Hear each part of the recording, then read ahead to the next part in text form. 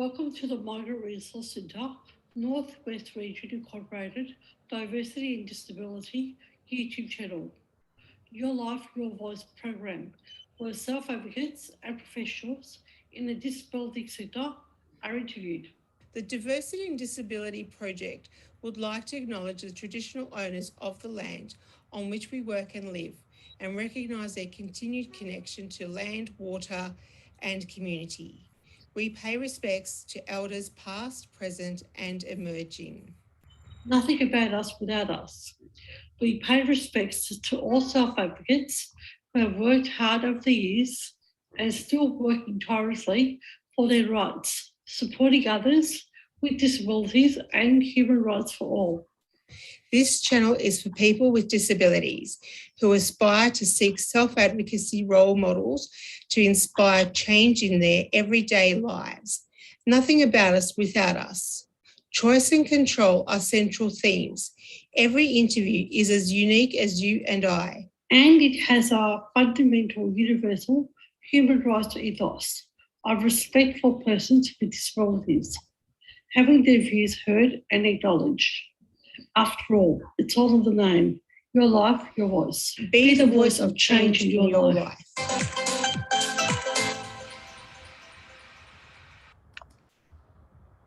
Good morning and welcome to another edition of Your Life, Your Voice. I'd like to welcome Claire Thomas, my co-host. Welcome, Claire. Thank you, and hello to all of our YouTube people watching. And remember, if you like it, subscribe and put things in the chat, and we're happy to go with questions you'd like to ask people. Thank you. Today we have Katherine, who has a background in the health sector and also in pastoral care. Welcome, Katherine. Hello there. Thank you for having us today. Sorry, I messed it up. So Mirella has a background in the healthcare sector and pastoral care. Welcome, Mirella. Thank you very much. I'm really delighted to have been invited. And sorry, Katherine. So Katherine has a background as an advocate and co-facilitator. And I'd like to again welcome Katherine. Thank you. I feel very welcomed. Great. So how about we kick off with some questions, ladies? So can you tell us about a Hope and Compassion session that was run last year on behalf of the Yarra Mental Health Alliance? Okay, well, I'll start with that. Just quickly, the Yarra Mental Health Alliance has been around since, I think, 2006 or so. It's been around for many years, and the whole purpose of a mental health alliance is to have all the services coming together and being an alliance, actually collaborating with work and also doing some advocacy work. And that's been done when there was mental health Royal Commission, recommissioning, the AOD changes to the sector, and the last one was the Royal Commission. So we can come together and actually we put in submission to the Royal Commission. And it's really around the belief is that services can't work on their own. And over the years, as I'm not a sort of a consumer myself, I have been in the professional sector. It's really acknowledging now is that we can't have an alliance without people with lived experience or carers experiencing that, because it actually diminishes the richness of what it is. And last year, what came up, there was a bit of a project that I was doing, and my project was around tackling, what I wanted to do was actually explore the theme of nihilism in the healthcare sector. So nihilism, really much that means that we kind of like, we don't know what we're doing, we're giving up, it's all too hard. And if the workers are feeling that it's all too hard, the work isn't going to be done. People aren't going to feel that there's a sense of future. So in my exploration, I wanted to really raise what is the role of hope in healthcare. And I met Dr. Debbie Ling, a doctor of social work, whose work was done on compassion in healthcare. So it was kind of a bit of a journey. And Dr. Lim is now quite famous across Melbourne with her work. So that forum was around presenting the work of compassion in the healthcare sector. And what that actually means, it doesn't mean that people aren't compassionate. What she's done is that she's taken the science behind compassion, and there's the really key point to that work is that in our neurosystem, so we're in a different place now that we were many years ago. For centuries, we've known that compassion is crucial. We've known that, like that's just a given, like everyone knows that.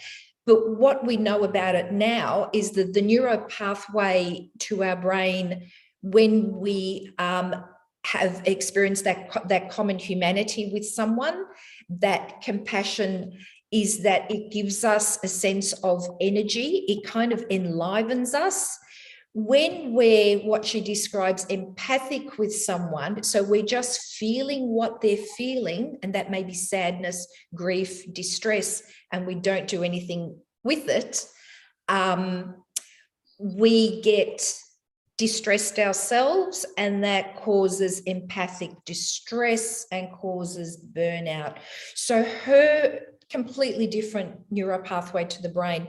So this work, I think, was really important in healthcare, and it was really important that we had a forum to discuss that. And since that forum and since that work, there've been in the healthcare sector, people are beginning to be trained in healthcare. That's actually started. And so we're really looking at creating a compassionate workforce, a meaningful compassionate workforce, so that staff feel cared for, they don't feel helpless, they don't feel overwhelmed, which can only be good for the work that they do. So that was the whole point of that, because I really believe in that, and I really believe in the concept of a common humanity, is that like today, we're all here together, we share the same humanity. So how do we do that in a thoughtful way? And also at that forum was Gulera actually presented her work. I've gone blank, the name of your work, your piece. Human first. Human first. Yeah. Sorry, Gulera, apologies. That's okay. So Gulera actually came and spoke about her work and actually showed her work around Human First, was around really tying up with the theme of common humanity. That's what it was as well, is that we're here together and we have a number of voices. So those two components of speaking, people speaking for themselves, and the staff members trying to create a compassionate workforce, and those two coming together. So as we go forward, we're not being diminished by if a person uses the healthcare system, that they feel diminished and unheard, or that a workforce is so diminished and so depleted that the quality of their work, even though, you know, I meet people every day and they come with good hearts, they come with a deep passion to make the world a better place, but quite quickly you see them, you know, that lose their energy. So a forum, that was the beginning of that, and as it came from the Yarra Mental Health Alliance, we've actually had some other steps to do that. So I hope that makes sense. That's what that was about. It does make sense, and the study of common humanity is really important, especially now in the 21st century. We have consumerism and individualism, and and it's quite. I find that to be quite distressing at times. Having the quality of Dr. Lee's work, Debbie Lee's work, is just amazing for healthcare professionals and society basically to have a body of work and scientific work to draw upon and to basically guide the healthcare sector. Sure. And we don't want burnout in our sector, so it's really important work that we all are doing. Yeah, so it makes us move on to our next area. We actually had Dr. Debbie Ling last episode. So she came and talked, yes, yeah, which ties in perfectly. The things that we were discussing were things for today, as we've had some communication, we were looking at what, given the Australian structures and systems for disadvantaged people, what limits them, like what limits in the structures, and have clients made suggestions about improving policies and procedures? Mirella, how would you like to go about that one? I might actually handball that because I don't know when, I mean, there's so much to say, but maybe Katherine, if you can give some examples around how people have communicated that. Yep. I think it's a fascinating conversation we're having here. So thank you so much for setting this up today. I think my comment on capability or engagement or being involved or having a say or being heard, even more importantly, really brings me back to the sorts of ways our society is set up and the direction it's going. And I think this online thing, which, you know, we're participating in here today, so hopefully people can access this and listen to our conversation and have their own thoughts and be able to take them forward. But I think one of the challenges is that there's lots of assumptions about the about policy implementation, if I can use that term. And what I mean by that is taking good ideas and making them realised in our society, in our organisations, in our services.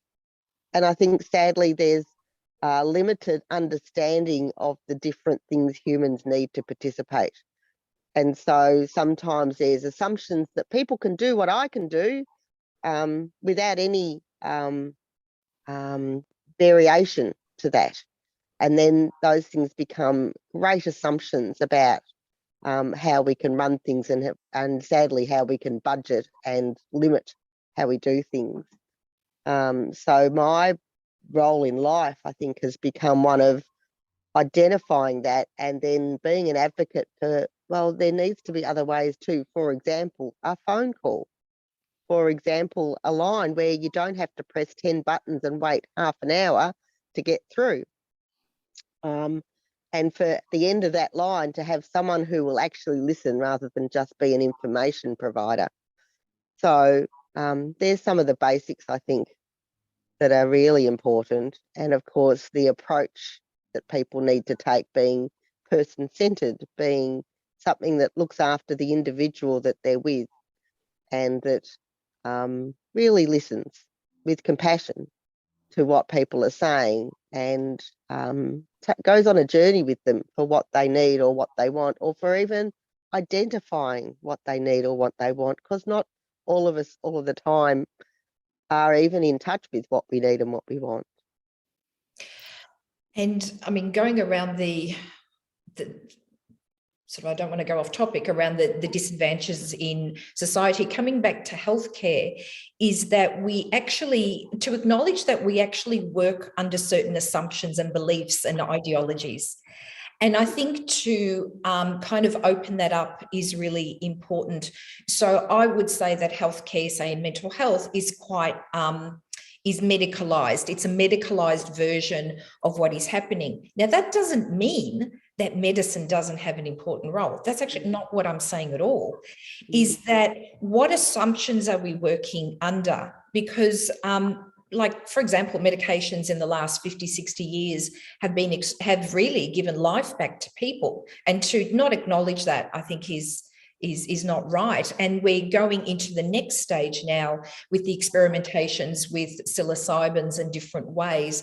But what, even in those, and I can't quote the examples up the top of my head, nor am I knowledgeable enough, but I do know we're going into a new era in terms of mental health and what that means.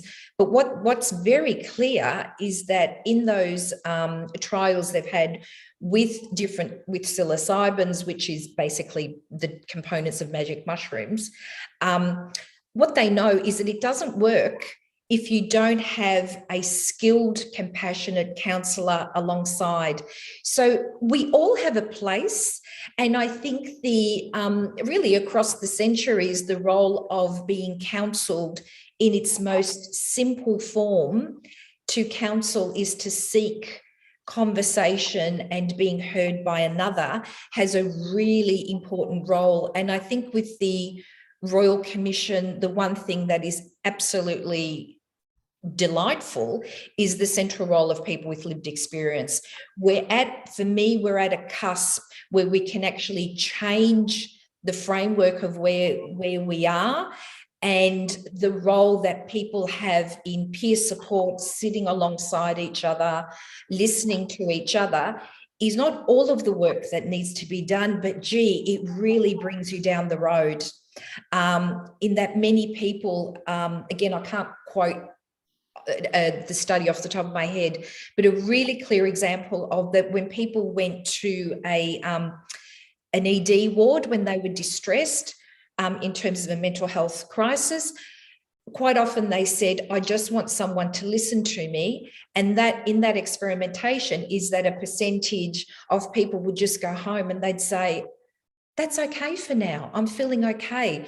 So knowing that there was a background of crisis care behind them was good, but that front for quite often that companionship. So going back to this common humanity of how we treat each other, how we're interconnected is really crucial. And at the moment, St. Bees Hospital had for a while, and unfortunately COVID got in the way, they had the Safe Haven Cafe that people would go there, sit with peers and just have a chat. So it's not around advocacy, but there definitely is some control coming back to just be with me. This is what I need from you. So they can reframe what their need is without the that kind of medicalized assessment. But if it's needed, it's in the background. So it's putting the right thing in the right place and people having control. And what's happened that's come out of the Royal Commission, which is again an amazing hopefully it goes really well, is there's something called an ED hub, which is inside, there's going to be 6 of them across Victoria. Inside the emergency department, there will be a separate section for people who have mental health distress or are severely intoxicated and need support from withdrawal. So that's a separate, and that's a quiet space, and there will be people with lived experience. There will be peers within that as well. So we're reframing what people need, and it's actually come from people themselves saying, hey, you know what, this is probably a bit cheaper anyway, and this is what I need. So hopefully that helps, that reframing some of the policies in our society. So by these movements, we're doing stuff that is probably more effective and a bit cheaper anyway, and people feel quite empowered to move on with their lives. So that's kind of I don't know if you want to add to that, Katherine. Yeah. I think it's really important that we look at these areas of society where they have had professionalism as a big part of it, and look at, well, what do the people that have lived experience through these services have to offer? What could we learn from listening to them? And that involves, of course, both the people that are going through the services and also the people that support them. Because the people that support them, and they might be called supporters or carers or advocates like I get called, or they mightn't even have a title of any sort. In mental health, certainly they're referred to as carers, but people go by many names. Sometimes it's mum or dad or sis.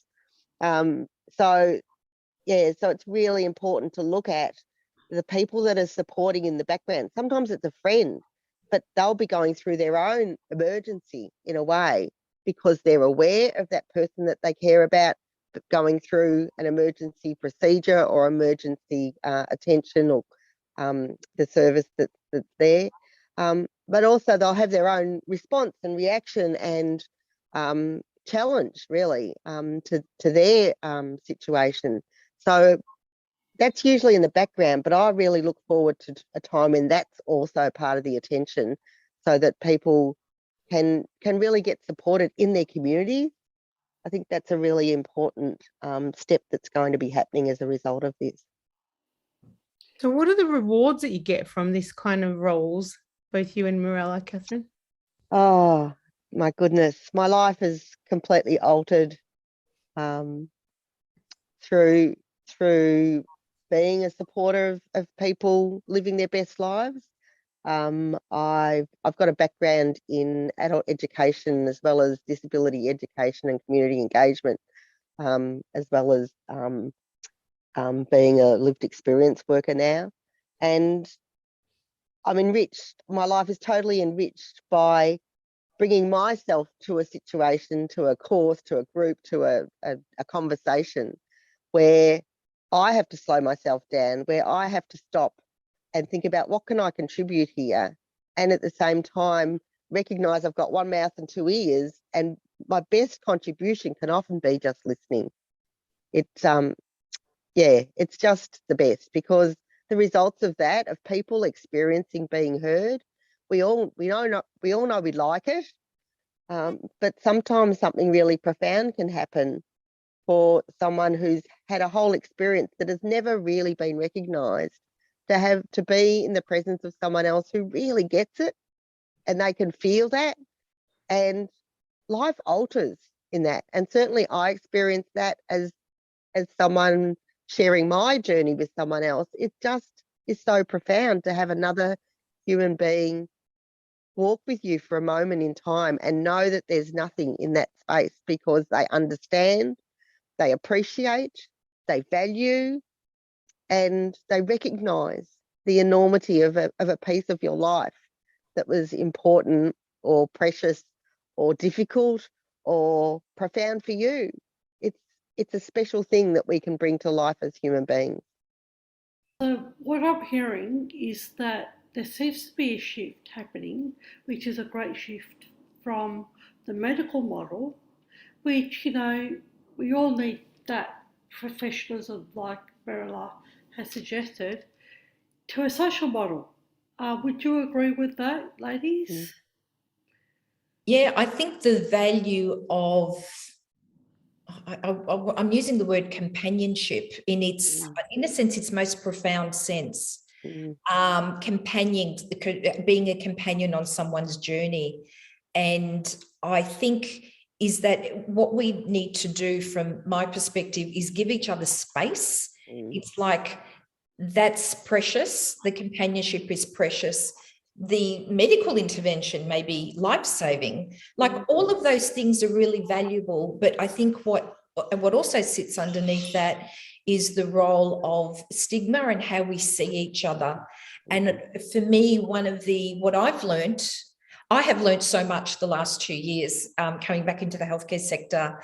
I have learned so much from the whole lived experience movement. It's actually been a joy, because it liberates me to learn and not being stuck in this silly place of, I'm a professional, I know everything. It's kind of like, it's actually liberating, and your work is better because of that.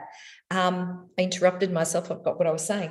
I'll just leave it there. But I think that giving space to all of those things, and at the moment,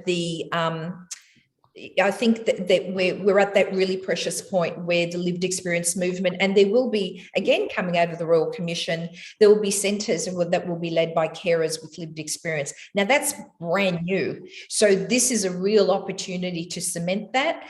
And I'm not technically a carer in my role, nor a consumer, but what is it in my role that I can, what's the word, Katherine? In a sense, in my partnership with Katherine and with other people, what am I doing to value this and express that value in a way that will be recognised by others? So I've got a role to, I have a role to publicly speak about these things and what they mean. So that's kind of my role in the partnership. So I see myself as a partner in this kind of journey. Can I ask you something that came to my head? So, the Royal Commission and its findings how much of this is passed on to current ED departments? You may or may not know the answer to this question. Do you think that information is flowing through to professionals? I think it's early days for flowing through to emergency departments. As Mirella said, there's 5 being set up around the state. But what we'll learn from those, because they're really being set up with a recognition of continuous improvement, a recognition that we will do what we see to do to start, and we'll continuously reflect and revise how this goes. And I think that's a really important part of good practice anyway, and certainly people in professional roles will recognise that's a part. I think that's what the lived experience workforces really bring to life, because it's a very important part of our practice is to take the time to think about what we're doing and what we've done and what's happened, and to give ourselves the generosity of being able to think about all of that and look at how do we go forward. Do we need to speak up?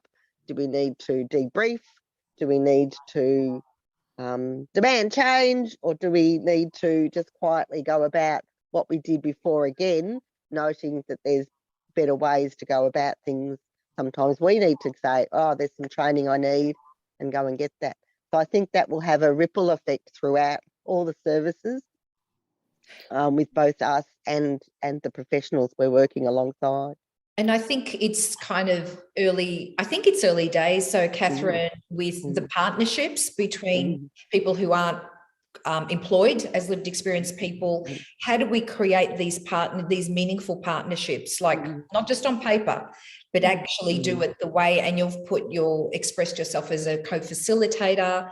And currently, this is new for me. I'm actually co-designing some training with a person with lived experience, and it's actually fun. So we've actually thrown out what we've done before, not thrown it out, it's there, we know it.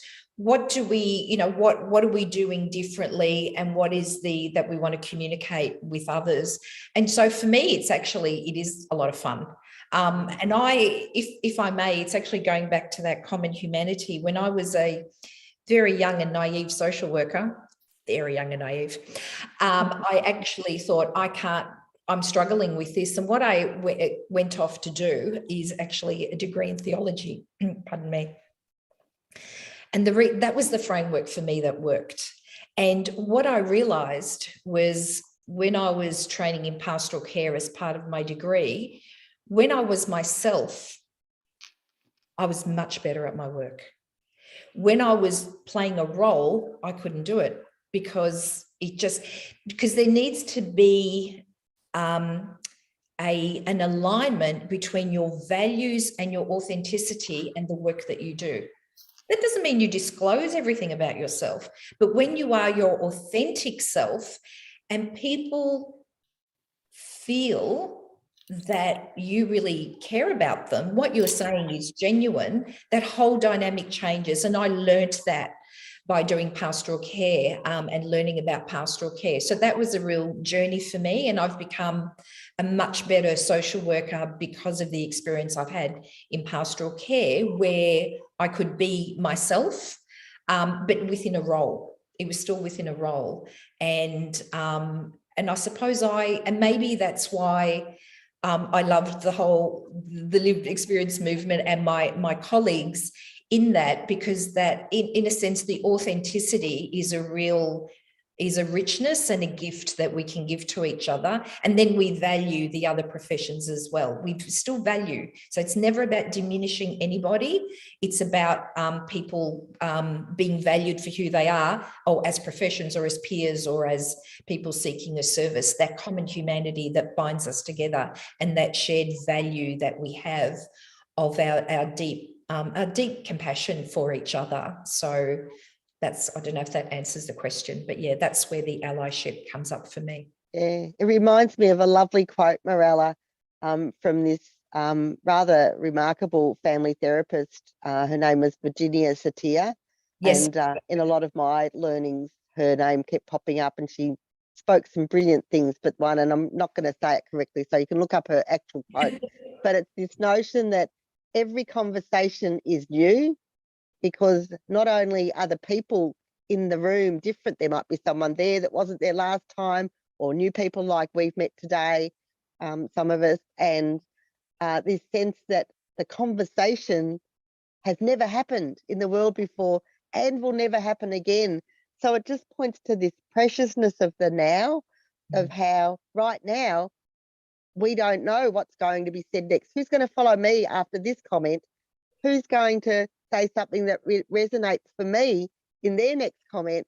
And the world unfolds. So this curiosity is enabled through that particular version that Virginia mentioned. And I just love it. It just, for me, epitomises the value of each and every conversation, because it's never happened before, it'll never happen again, and it's really precious right now. Yeah, just a couple of things. So, Mirella, so common humanity takes, practicing common humanity takes away that status, like, like I'm a social worker status. And I think that in the healthcare sector, when you actually have that attitude, there's already a barrier. And then, so it actually inhibits the person needing the care to express themselves fully, because there's, even though they may not recognise it as a medical model, it is actually a medical model in a way, when you don't value that the lived experience. And also another comment is that we're part of DD is part of the Self Advocacy Resource Unit, and there's a section called Voice at the Table. And Voice at the Table are deeply involved in co-facilitating. Yep. So I'm not sure if you're aware of Voice at the Table. So if you ever want to connect with them to get more people involved in lived experience co-design, I think they'll be happy to send out the word. And so, yeah, so I just wanted to let you know about that. Thank you. That's brilliant. Thank you. That's a great, what a beautiful title, Voice at the Table. Fantastic. Yeah. I'd like to, sorry, I'm interested, I'm curious about that every part, we all make up the whole, I'm just sort of thinking that there is a role for the medical model, because not necessarily, even though I come from the lived experience and maybe the medical model, like I might juggle those two, but I think they do go hand in hand. Like, we can't throw away the medical model. That's what I'm feeling. I think I heard that from you too, Mirella. It's not I'm actually challenging the medical model, but I'm not challenging the medicine. Right. Yeah. That's yeah. So, because if we're all sitting under the model, there's a certain ideology. So if we value each other, like we value lived experience, we actually value psychiatry, we value medication, we value medicine. And so that's actually a reframing of that common humanity and that respect for each other. So we shouldn't, so absolutely, I totally agree with you, Gulaire. And I work with psychiatrists and have enormous respect for them. But I don't think through that framework, and it's okay that they think through that framework, but it doesn't need to be impinged upon who we are, is that we've got space for each other and different ways of thinking. And I think that's where that your original question around policies and ideologies is, that if we don't question the models that we're sitting under, that they're not necessarily truths, they're actually frameworks. Because, if we look 50 years ago, and we were chatting offline just around Yarrabend Asylum, if we go back for 100 years, what were the assumptions that they thought about people? So we constantly need to be questioning, opening up, assuming, the roles of women, the roles that, we could talk about all sorts of things that we thought 100 years ago, 50 years ago, 10 years ago. There was no marriage equality, that we constantly need to be thinking through very thoughtfully ideologies, and also aware of the power that can sit in those, and that makes it really difficult to question ideologies when you've got a whole group of people with no voice. That's really dangerous. That's a really dangerous place to be.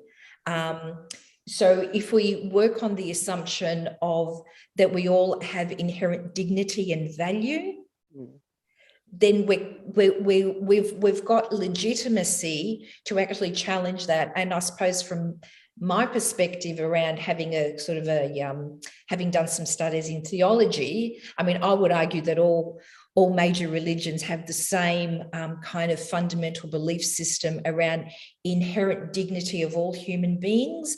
That idea that people are made, I'm just using my language, I'm not imposing it on anyone, is that we're all made in the image of God, so that we all have a special inherent dignity. And one thing that is probably quite true is that many years ago, I actually did a poster for, I don't know how many religions were in there, and they all said the same thing, love your neighbour as yourself. And if I remember the quote correctly from the Jewish faith, it was, love your neighbour as yourself, all the rest is commentary. So that fundamental dignity of each other, if we can hold that, then we can respect people's knowledges and what they have.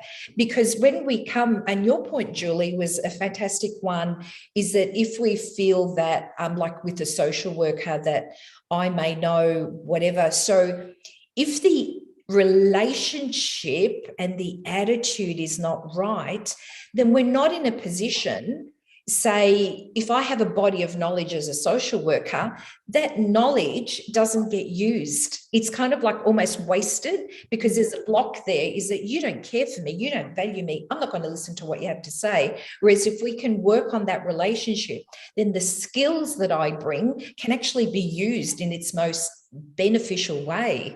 So, because all of us, no matter who we are, we all want to be respected and cared for, like, you know. So if we can get that right, then we can build and bring in our knowledges that we have. You know, the pharmacists, the OT, they all come with fantastic knowledge bases. So how do we make the most of that? And as I was saying before, I mean, fabulous people in the healthcare system come with good hearts, with wanting to make a difference. And how do our systems get in the way of that? And how do we allow people to flourish? Our workers to flourish, individuals to flourish? How do we create that atmosphere of flourishing and living our full potential? So you're describing this so beautifully, Mirella. So just a basic definition of the medical model in its hard position basically is something's wrong with the person. And we have to fix a person. Whereas the social model is how do you negotiate the structures, and not necessarily, it's not the fault of the person. So how do you modify the structures and think differently about the structures to support the person, rather than the person being blamed for, you know, the position they're in, you know. Yeah, that's the basic definition of the two. Yeah, that's a really good way of putting it, Julie. Yeah. Yeah. We have a YouTube session on that if you'd like to look at it. Oh, fantastic. I will have a look at that. Yeah. I think it's really important, Julie, like you said, that we reframe anything from what's wrong with someone or what's wrong with this situation. And I think one of the things that I've learned about some of the frameworks that are used in mental health, for example, like trauma-informed care, it actually brings a respect along with it that allows for choice and allows for people to have their own, create their own path with the support they need to create it. So, for example, if someone needs some medication and they haven't had it before, and they may have some challenges around noticing that they need it and getting that. So you can support people really clearly with just being curious about their choices. And so I know of an experience someone had recently where, you know, we're in this post-COVID world and someone had to get some testing done. they previously experienced, where you go to the professionals and they undertake the test. But now we're in this world of, oh, you get this box and it's got the instructions and you can just do it for yourself. But actually, for some people, that's not a realistic next step. So supporting someone to say, would you like to go and get that step, that test where someone does it for you, or would you like to have someone come with you to get that test? You can do at home and you get the result the same day. And so in choosing that, they then supported them to choose where would we go, and listed a number of options. Or where would you go to get that? Well, there's some local chemists, and this one and this one and this one, but you might choose another one, and we can go in a car and we can do that. And so that person was able to choose for themselves in an environment where it's a bit scary going outside still for a lot of us. And so they were able to choose a place to go that they knew of and that they'd been to in the last little while, rather than some other place which may have entailed a bit of anxiety about going somewhere new at this time. So in choosing both the way that it was going to happen and the place to go to get the test, it just provided a safety net of being in control of a situation that was very, for all of us, I think there's a very out of control element to life at the moment. And those two things, from how I heard it described to me, spoke of this respect and kindness and care that we're talking about bringing in. It's working with someone and facilitating their best effort, rather than telling people how to do it or making assumptions about capability or choice. I hope that made a bit of sense. Yeah, it does. What's really interesting, what we found in the sector, is that through lived experience, co-facilitating, co-designing, what actually has happened is that it becomes cheaper for the government. And so, you don't have defunct things that are not working, and, so if you look at, you have to speak to the politicians at times, and make it, really clear that investing in lived experience co-design is actually very beneficial to their bottom line.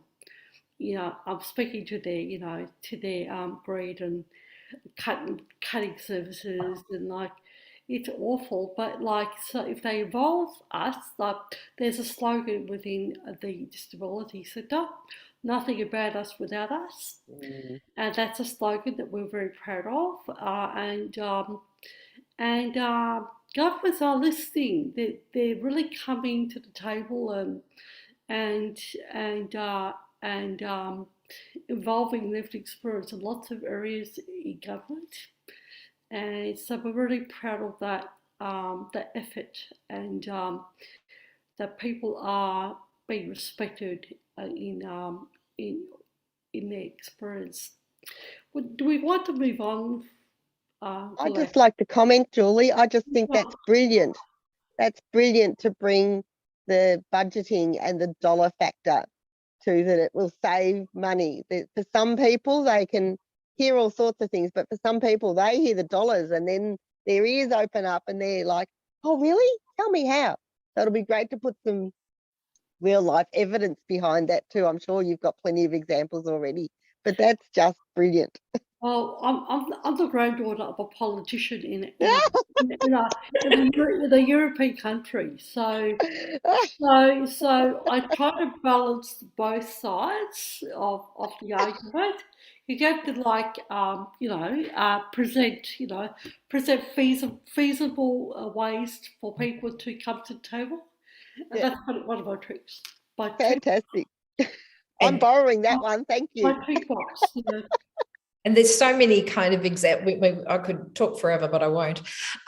Just around kind of some social justice issues around, if you really want to prevent mental health, hey, let's go around solving homelessness. Let's go around what's a definition of a crime when a person gets put in prison. There's so many ways to save money in our society. And what we do know absolutely for a fact, and there's some great work by, there's an author called Heather McGee in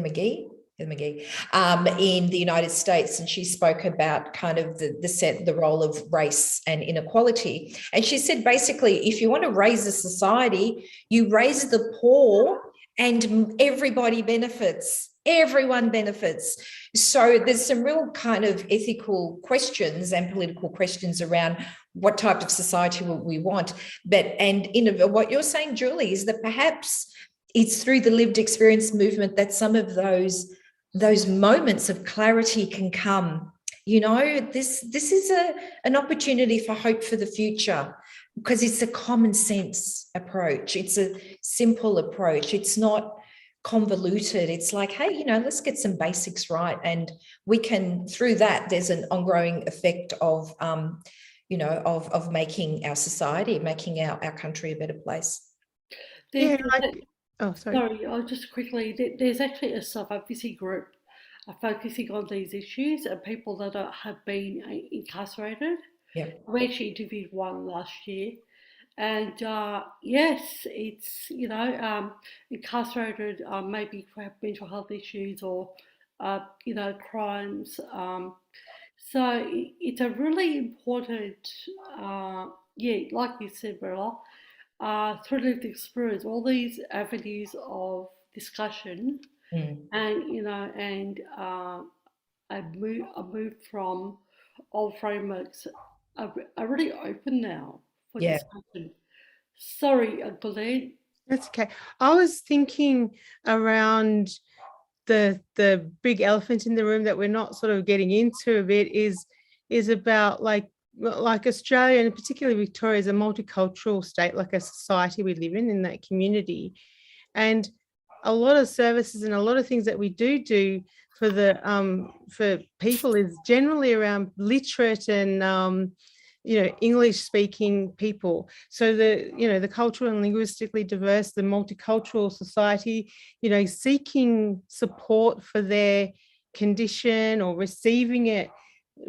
I'm concerned about access to services and access to good health. Yeah. So yeah, I think that, I'd love to comment on that if I may. Thank you so much for raising it. One of the challenges I always have when I hear this is, well, what can I do? I'm a white woman, you know, I can't change that.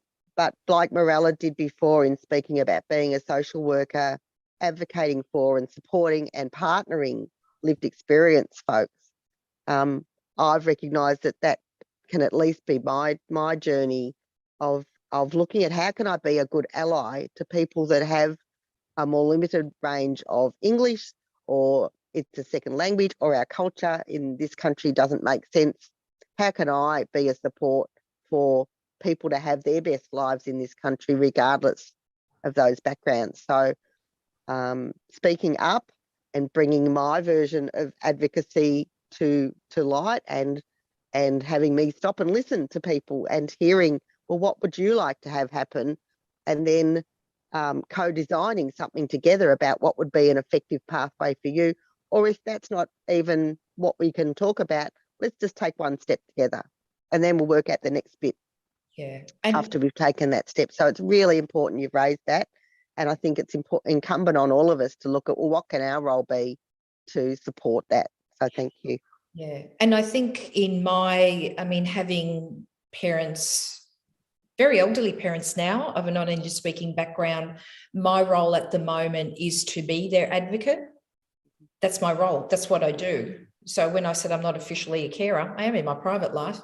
And really that we're still, and I'm part of this as well, defaulting that everything's in English. Like, for a really multicultural society, we don't do bilingual stuff at all. Like, we're really bad at it as a society. And, you know, what are the what are I have to say, the racist assumptions about that? We can't have everything in everything, but, I think we can be a little bit more liberated that people who speak a different language are intelligent, capable, knowledgeable, and all the rest of it. But there's a real block there. It's like they don't speak like us. So that's kind of my personal kind of opinion around that.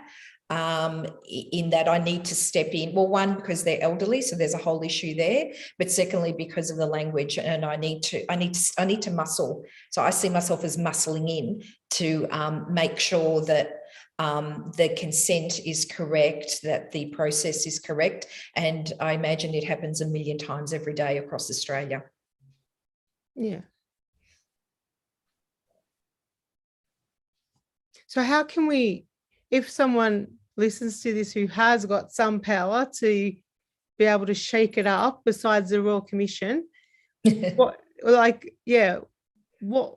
avenues do we have to bring this to attention, given a lot of us live that life? I think I hadn't thought of it till right now. So it's an unformed idea. Just around when we're talking about lived experience, where are lived experience with different languages? Like that can actually be such a basic, fundamental way of actually starting this process. I mean, I think kind of practically it's been so hard to get to this point doing it in English. So maybe that's the next stage of that. Or in fact, people with lived experience who are bilingual now actually saying, hold on a minute. Because again, what you're saying, Julie, is this is actually a really simple, cheap way of hopefully people with lived experience with careers get paid enough. That's a whole other story. In terms of acknowledging the skill base that they come from, maybe it is to make sure that there's places, and people would be quite frightened of mental health systems. People would be overwhelmed. People would have different assumptions. But what we do know fundamentally, again, I haven't got a study in my head, but what we do know fundamentally around different cultures is that some people say, look, okay, that's fine. This person will just be in my home. They actually might be denied a service that they need, but maybe the opposite of that is they're not ostracized in community, as they're still community members. They're not being shoveled off in terms of they're over there, I can't speak to them, this is all a bit much. So there's that, there's a lot happening in that space. So what's the generosity of being part of community, not being ostracized? And what's the danger in that is that sometimes people may need quite serious medical intervention that they're not having. So it's a real, it's a space, but maybe that's part of the conversation with lived experience movement, is that where are our bilingual people? Well, I'd like to comment on that. This diversity disability is for cold participants, and we do a lot of conversations around language, and in some cultures there isn't a word for disability, and the stigma, even mental health issues, they're not recognised, and so if they're not recognised, how they the natural inclination is, how are they going to be treated? And and a lot of times it's treated within the family, but the family don't have the skills or the knowledge or the empathy, or to deal with these issues. Sometimes people may need, like we're being saying, just a space to speak, or there's a lot of type of stereotypes within cult communities, like the role of a woman, the role of a man. What if they can't think outside well, not all the time, but some of the times they can't think out of the box. So in my culture, there's no word for disability, and mental health is poo-pooed upon, and psychiatry is poo-pooed upon. They look at like these soap operas, and there are psychiatrists representing like the soapy type of scenarios, and so people from cold communities may think of psychiatry as as rubbish or not helpful in the real world, or mm, if they're getting the information from soapies, like Yeah. what would you mm, expect? mm, So there's mental health issues in my family, and it got to a stage where someone was hospitalised, and then a lot of stuff came out about mental health, and this person being very unhappy in their life, and they felt like they had nowhere to go to speak to people or to be around other people, because some cultures are very in, like if you're not part of the family, not even like some cultures, primary family, not even aunties or uncles are aware of the issues. Yeah. So it's very difficult to break through some of those issues. It's getting better over time, I must say, and DD have a number of support groups, actually self-advocacy groups. That's a primary focus. So the barriers are getting better, to the barriers are becoming less, but there still is quite a big issues among some of the cultures that have been here for a long time. So the European type of cultures who are very stuck in their ways. mm, So some cultures, still think that they're still the mm, 50s and mm, all the values for the 50s. But realistically, their countries have moved on. They mm, haven't moved on in other countries. mm, Their mm, countries have moved on, which is something I experienced in my culture when I went to visit Malta. mm, So it's very interesting to see mm. that. Can Go I on, add something, Julie? go on. So I think it's really important what you've raised here, that we need to find ways to move on and to bring um, uh, the diversity to the workforce, but also to brokering that we do that. So for now, you know, early steps are to bring respect and to be listening and to asking people, taking the time. Again, that time taking is something that as professionals often that goes missing, because we just ask the question, we just expect an answer and we want to move on. But actually taking the time, recognizing that maybe there might be something more than is being discussed, and this is my second point, to go to the people that know stuff. So there's multicultural reference points that we can go to. There's a Victorian, what's it called? Victorian multicultural. Do you know what it's called, Mirella? There's a whole group that can provide a referral um, to people, so you can go with your questions, saying, "Oh, we're working with someone, and they're from this family, and they're from this country, or there's two." Is it the one in Elizabeth Street? I can't remember now. There's a multicultural hub. Yeah, they've got some resources there for sure. But there's one Victorian transcultural. Anyway, there's the one that's the Victorian Transcultural Mental Health Unit. Yeah, them. That's So the one. yeah, so they've got a lot of resources, but they've also got people. So a secondary consultation, and what I mean by that is noticing that our work might be limited, not knowing what questions to ask or what ways to enhance our respect or our care for people, and going to them to ask those people as experts for this particular cultural situation, what can I offer? What's the best way? Maybe getting an interpreter, maybe getting something that's written, but using up the resources, going to those people that know more than we do, and being humble enough to know that we don't know everything. So I think that's a really important step to take, whilst we build these other capabilities and look at the diversity of our own workforces to really enhance that too. And I think your point, Julie, around for want of a better use, of fossilization of cultures, because I experienced that as well. It's a really interesting point.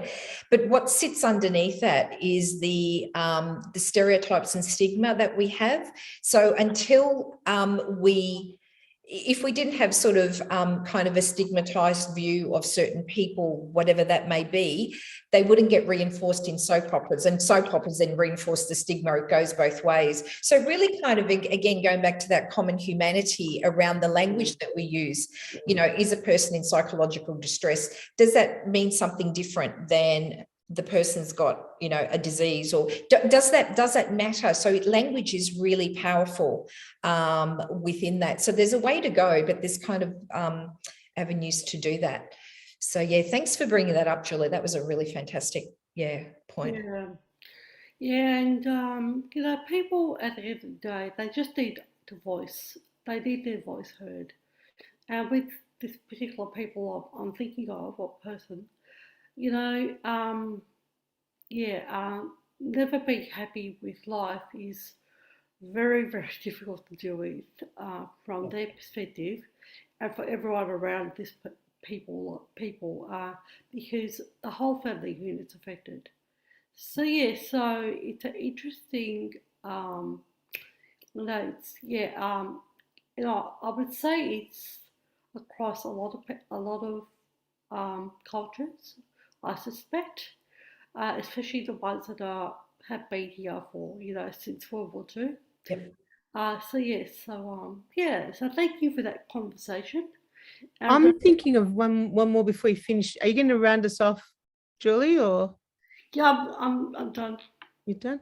Yeah, I was thinking, we're talking and we're thinking, and I'm just wondering, how do we know, like, if you're from a cold background, you're having medical issues, whatever's happening, you think you're doing your own self-advocacy really well, but how do you know that you've got good treatment from your medical professionals? How let's have a think about that just for a few minutes.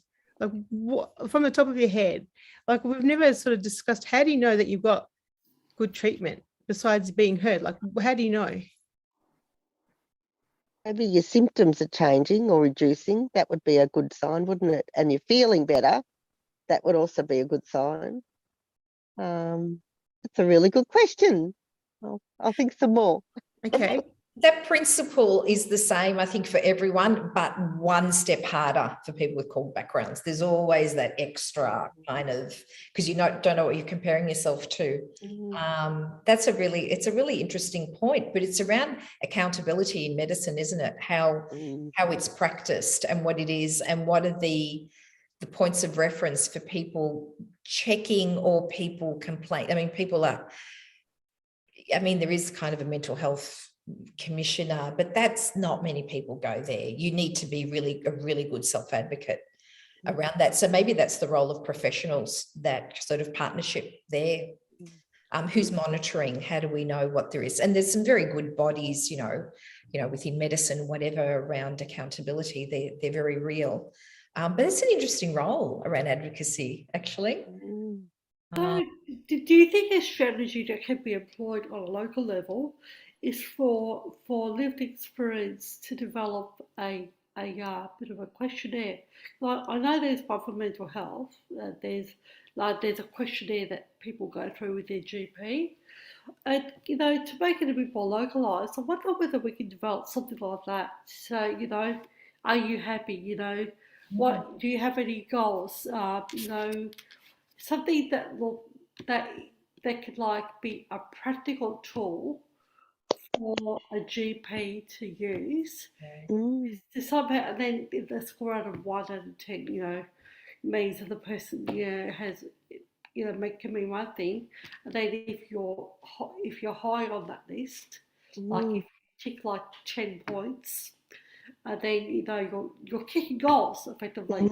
So I think that could be something that could be developed and localised and rolled out into GPs.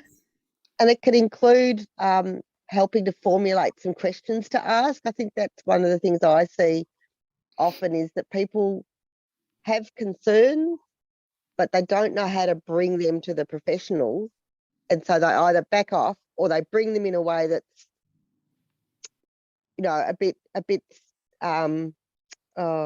I don't want to be disrespectful, because I don't think it's a problem, but I know busy professionals might think it's a problem if your question isn't fully formed, or it's not said in a certain way. But there's ways to develop those questions, and if we could have a little form that has people self-assess plus help formulate 2 questions to take, and where you can take them to your GP, like you said, or whatever practitioner you're working with, that'd be brilliant. I reckon that'd help a lot.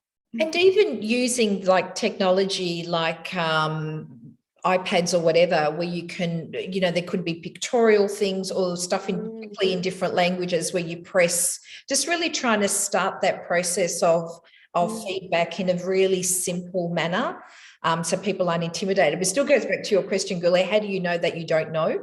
Yeah. That's a really, and it really does put a lot of emphasis on professionals keeping up their standards. Like there's a lot of trust in that process. Yeah, look, what I've witnessed is what I've witnessed is that even though first generation people speak English quite well, when there are mental health issues, they don't know how to express themselves. And that's been my observation. So having a professional to start the conversation, I think what would be very useful. And we have actually come to the end of our interview. Thank you, ladies, for your time and wonderful conversations. And I'll throw back to Gule for our outro. Thanks, Gule. Thanks again, Mirella and Katherine. Thanks for our viewers and listeners who have chimed in with us. What we'd love you to look at is send us some questions for future things that you'd like to see on our program. So thanks for coming to Your Life, Your Voice. Thank you.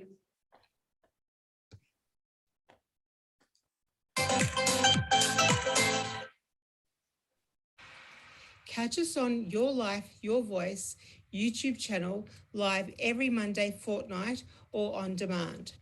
We would like your comments and suggestions on topics that you would like us to explore. Leave your comments on YouTube comments section. Please feel free to email us on dndyourlifeyourvoice@gmail.com or contact us via the Margaret Resource Centre Northwest Region Inc. Phone number 1300 676 044. 1300 676 044. Diversity in Disability is a project of the Margaret Resource Centre Northwest Region Incorporated, and would like to thank the management for funding this project, especially living through the COVID-19 pandemic. The pandemic has been difficult for people with disabilities living in isolation.